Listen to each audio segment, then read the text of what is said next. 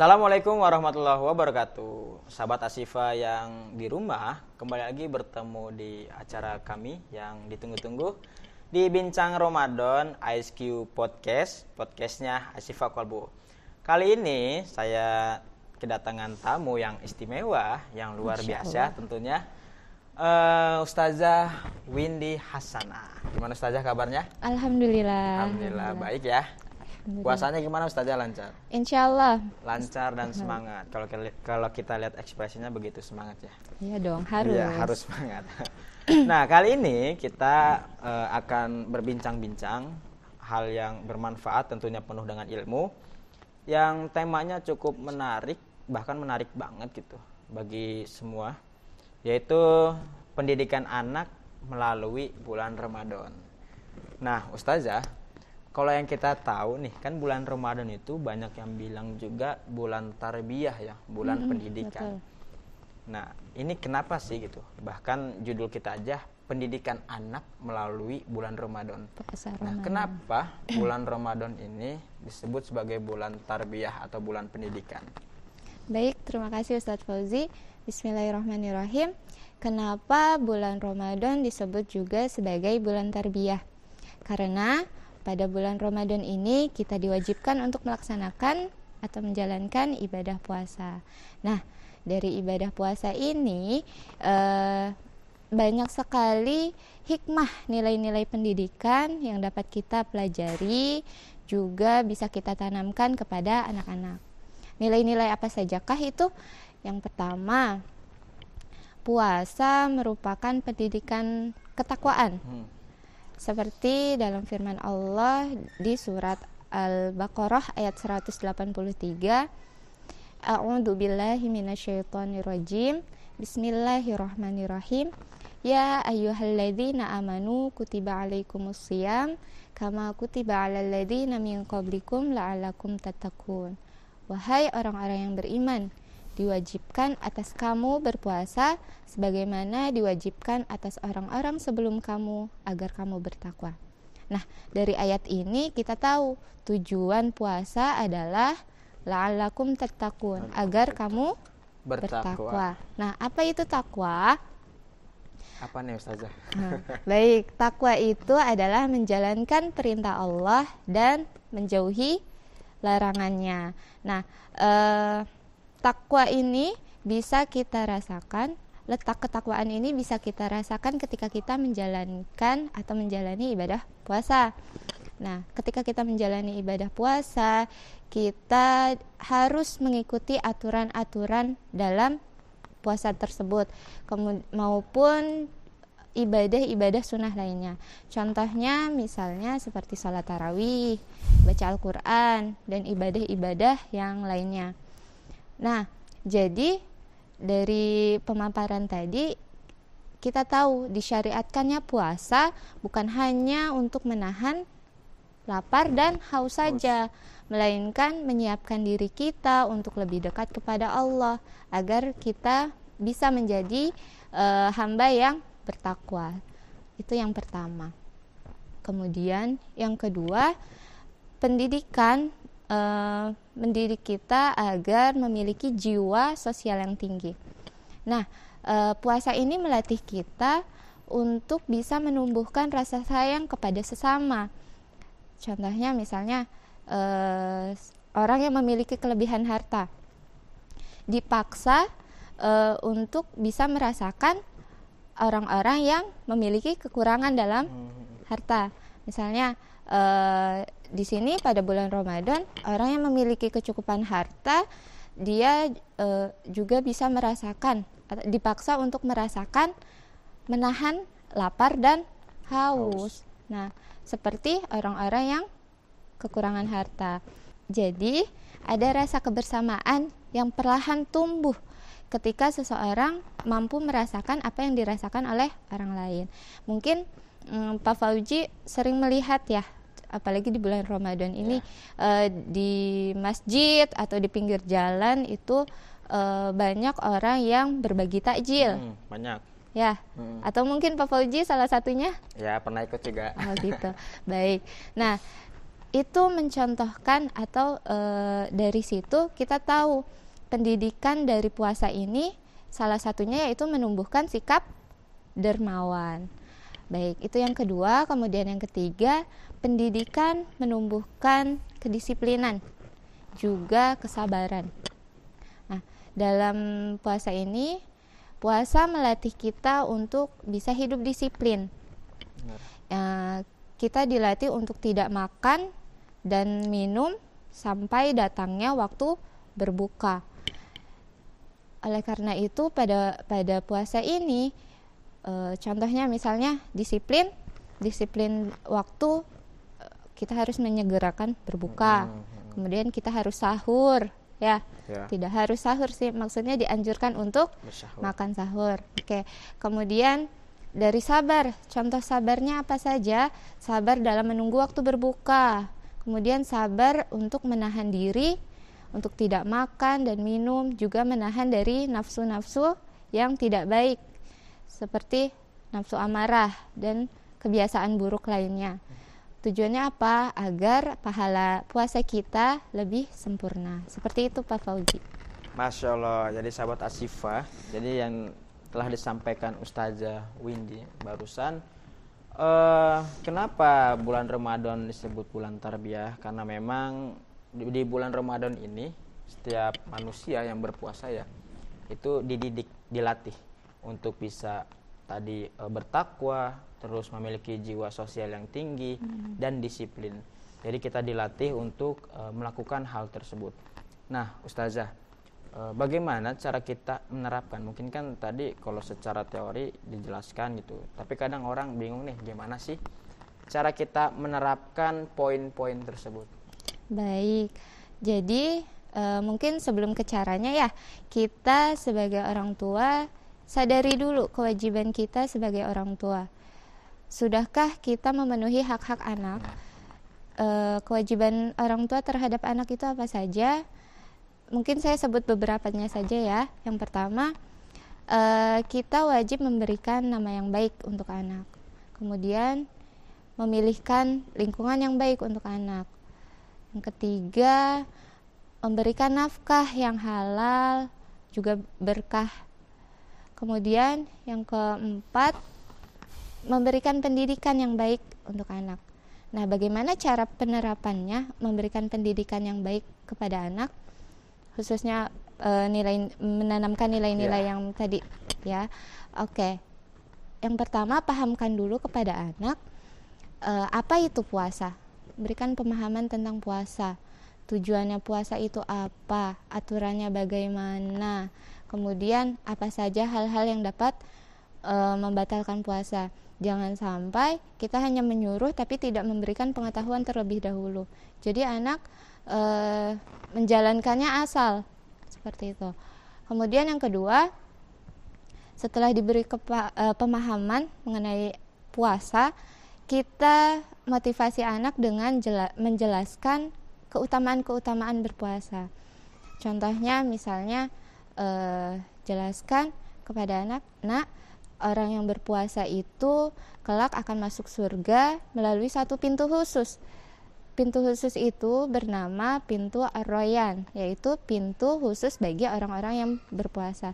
Jadi anak termotivasi tuh, oh nanti saya mau masuk surga lewat pintu ini gitu. Jangan memberikan ancaman terlebih dahulu kepada anak. Seperti misal kita tahu puasa wajib, kita bilang ke anak, nak, puasa wajib, kalau kamu nggak puasa nanti kamu berdosa, masuk neraka. Jadi bedakan rasanya antara anak diberi motivasi seperti tadi masuk surga melalui pintu Ar-Rayyan, kemudian ditakut-takuti dengan yang tadi masuk neraka. Nah, dalam menjalankan puasanya pun akan berbeda. Yang satu akan merasa terbebani karena takut. Kemudian yang satunya lagi insya Allah akan merasakan senang dan bersemangat dalam menjalankan puasa. Kemudian yang ketiga, berikan keteladanan nih dari orang tuanya. Orang tuanya harus mencontohkan, jangan sampai anak nanti protes, ayah aja nggak puasa, seperti itu. Iya, anak itu bagaimana orang tuanya. Kalau orang tuanya mencontohkan yang baik, insya Allah anaknya pun ikut melaksanakan atau menjalankan hal-hal yang baik gitu. Kemudian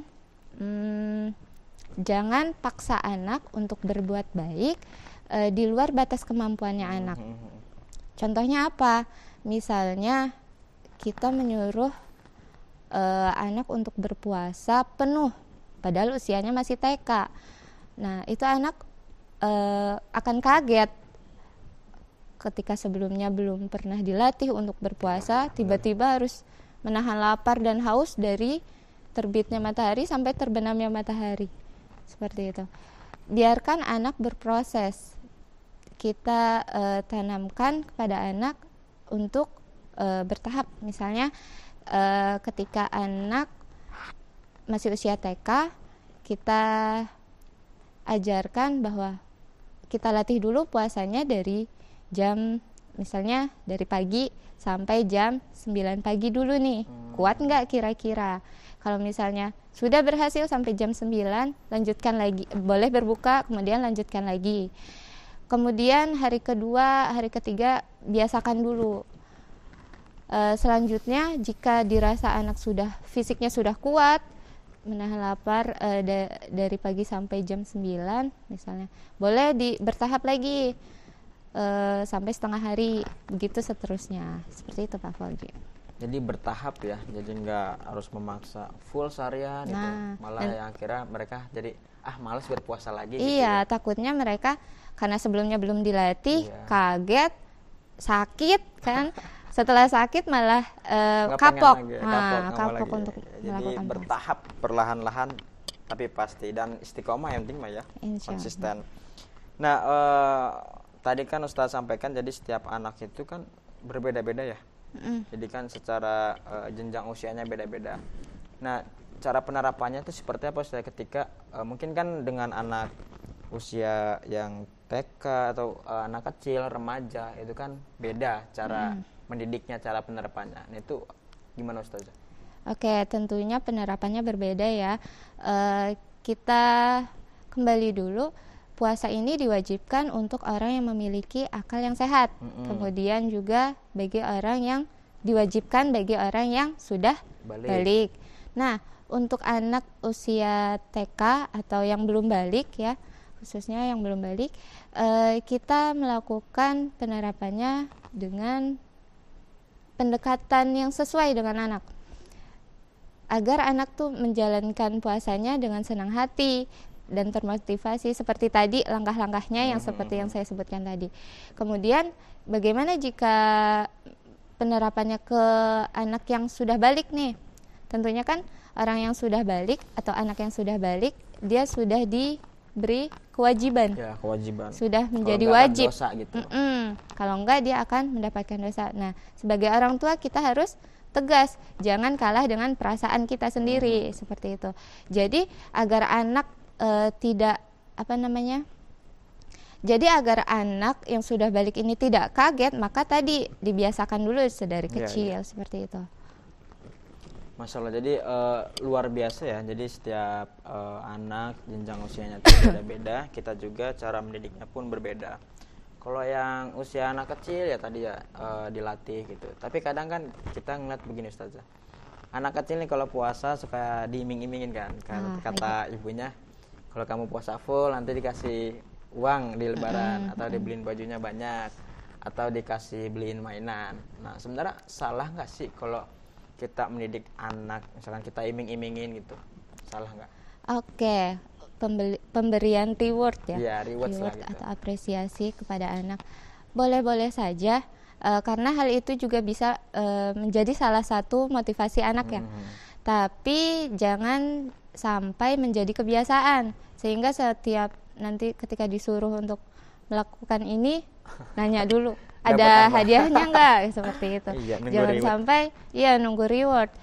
Boleh sesekali boleh, tapi kita sebagai orang tua sambil memberikan pemahaman kepada anak. Nak, kita menjalankan puasa ini, ada hadiahnya dari bunda gitu. Tapi sejatinya sebenarnya puasa ini niatnya harus lurus karena Allah Subhanahu wa taala. Jadi sambil diberi reward, juga sambil dipahamkan agar anak nanti ketika ada kewajiban yang lainnya tidak menagih reward gitu, iya, Pak Fauzi. kebiasaan udah gede, udah balik juga nagih.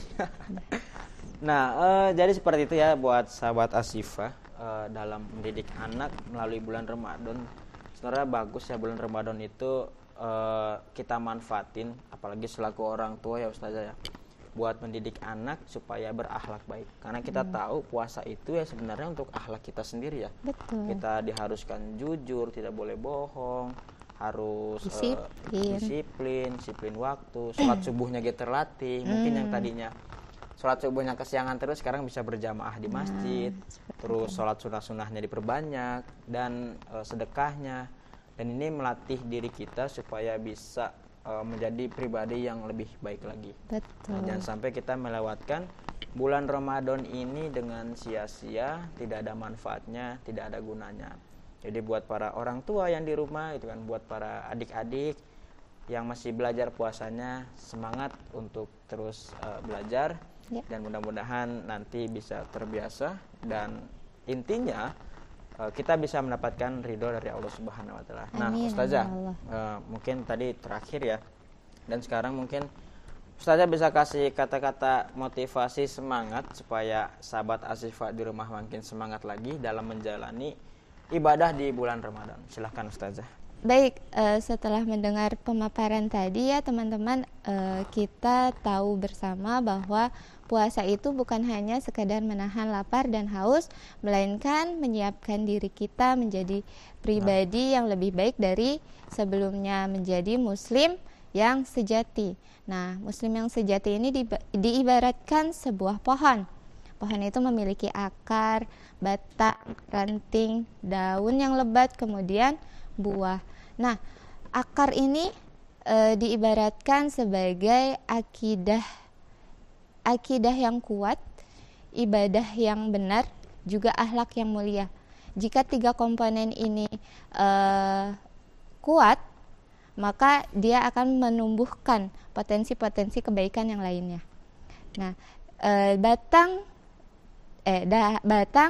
ranting, juga daun itu potensi-potensi kebaikan yang bisa tumbuh dari 3 komponen tadi. Misalnya fisik yang kuat, wawasan yang luas, kemudian disiplin. Nah, itu bisa tumbuh dari 3 komponen yang tadi. Kemudian buah diibaratkan sebagai muslim yang bermanfaat, muslim yang memberikan manfaat kepada sesama.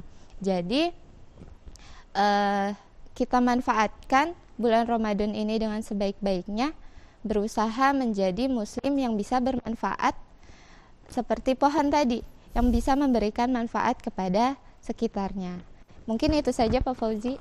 Masya Allah, luar biasa, pesan yang sangat singkat, padat, dan jelas sekali yang bisa kita terapkan dalam kehidupan kita. Terima kasih Ustazah sudah hadir di Bincang Ramadan kali ini. Mudah-mudahan bermanfaat bagi teman-teman semua. Jadi kita berdua cukup sampai di sini.